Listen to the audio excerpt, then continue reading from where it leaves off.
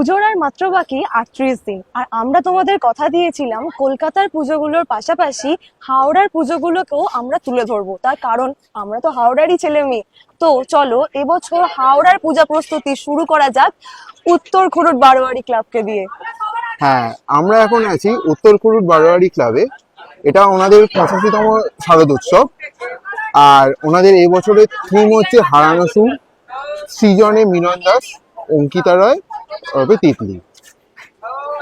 চলো দেখা যাক এবছর ওনাদের পূজার প্রস্তুতি কত দূর এগিয়েছে।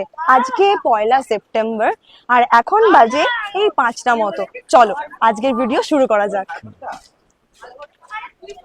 এই জায়গাটা থাকে হচ্ছে মেইনলি ওনাদের এন্ট্রান্স। আমরা এবার এখান থেকে ঠিক ভেতর দিকে ঢুকে গেলে এটা হচ্ছে ওনাদের মেইন প্যান্ডেলের প্রবেশ পথ।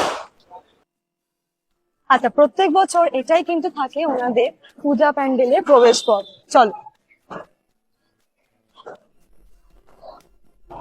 এখন আমরা ঢুকে এসেছি। যেটা দেখতে পাচ্ছি বৃষ্টির জন্য কিন্তু ঘিরে দেওয়া হয়েছে।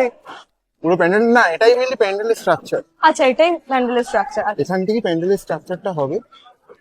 ভেতরে এখন কাজ হবে, পুরোই সিলিংটা কাজ হবে, এই ওপর দিকটা কাজ হবে, এই সাইডের এই জায়গাগুলো বোধহয় কিছু বসবে, মানে কিছু মডেল হয়তো বসানো হবে। হ্যাঁ, আমরা ধীরে ধীরে আস্তে আস্তে সমস্ত জানতে পারবো এবং তোমাদের আপডেট দিতে থাকবো। আচ্ছা, ওইদিকে ঠাকুর প্রস্তুতির কাজ চলছে। হ্যাঁ, ঠাকুরের মুখ এক্ষুনি তোমাদেরকে আমরা দেখাচ্ছি না। আচ্ছা, ঠাকুরের প্রস্তুতির কাজ তো চলছে। এখানেই ঠাকুর কিন্তু তৈরি হচ্ছে, এখানেই মা তৈরি হচ্ছে। ক্লাবের মানে পাশে যেখানে তোমরা প্যান্ডেল দেখতে আসো, ঠাকুর দেখতে আসো, সেখানেই কিন্তু বেদিতে কিন্তু ঠাকুর তৈরি হচ্ছে। এখানটায় লাগিয়ে কিছু একটা ফুলের মতন কিছু একটা ওয়ার্ক করা হবে। হ্যাঁ, আমারও সেটাই মনে হচ্ছে। রিং করা হয়েছে একটা রিং করা হয়েছে, এটা লাগছে ওপর দিকে চলে যাবে, তাই না? এটা ওপরের ওই যে ওপরে যে এটা করা হয়েছে কাপড়ের যে এটা জায়গাটা, ওখানে তোমার এটা লাগা।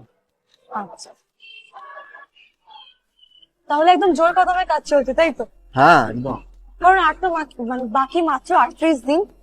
আচ্ছা চলো এবছর এখানকার পূজা প্রস্তুতির সমস্ত কিছু শুনে নেওয়া যাক এখানকার শিল্পীর মুখ থেকে।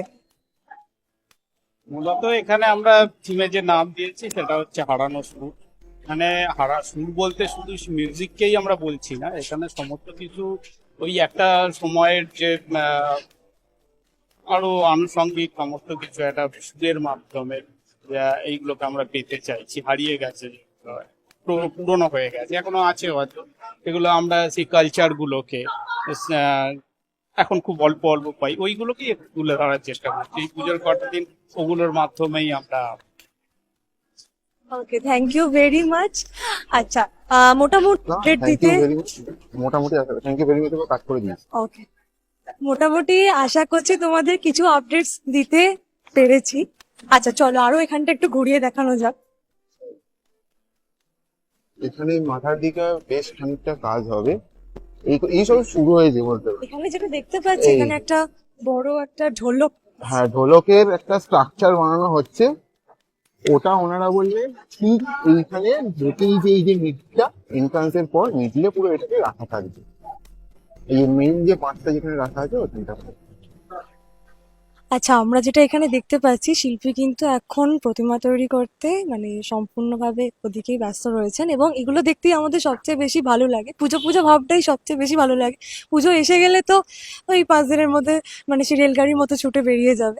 আচ্ছা, এবার আমরা জেনে নিই যে এখানকার মানে এখানকার পুজোর উদ্বোধন কবে। আমাদের উদ্বোধন চতুর্থের দিন। আচ্ছা, চতুর্থীর দিন এখানে পুজো উদ্বোধন হয়ে যাবে। আমরা আসবো অবশ্যই, এবং আশা করছি তোমাদের ভিডিওটা ভালো লাগছে। এছাড়াও আর তোমরা কোথাকার মানে কোন কোন জায়গার পূজা প্রস্তুতি দেখতে চাও সেটাও কিন্তু আমাদের অবশ্যই কমেন্ট করে জানিও। আর এখানকার পূজা প্রস্তুতির ভিডিও কেমন লাগলো সেটাও কিন্তু আমাদের অবশ্যই কমেন্ট করে জানিও। আচ্ছা, এখন তোমরা আমাদেরকে যে টি শার্টটা পরে দেখছো, যে টি শার্ট গুলো, সেটা কিন্তু আমাদেরকে দিয়েছে সৃষ্টি সাজ বাই সৌমালি সিনহা। তোমরাও যদি তোমাদের এরকম কাস্টমাইজড টি শার্ট তৈরি করতে চাও অবশ্যই ওনার সাথে কন্ট্যাক্ট করে নিও, ওনার নাম্বারটা স্ক্রিনে দেওয়া রইলো। আচ্ছা, আজকে ভিডিওটা কেমন লাগলো অবশ্যই জানিও। For more updates, follow Foods Lab and Explore. এটা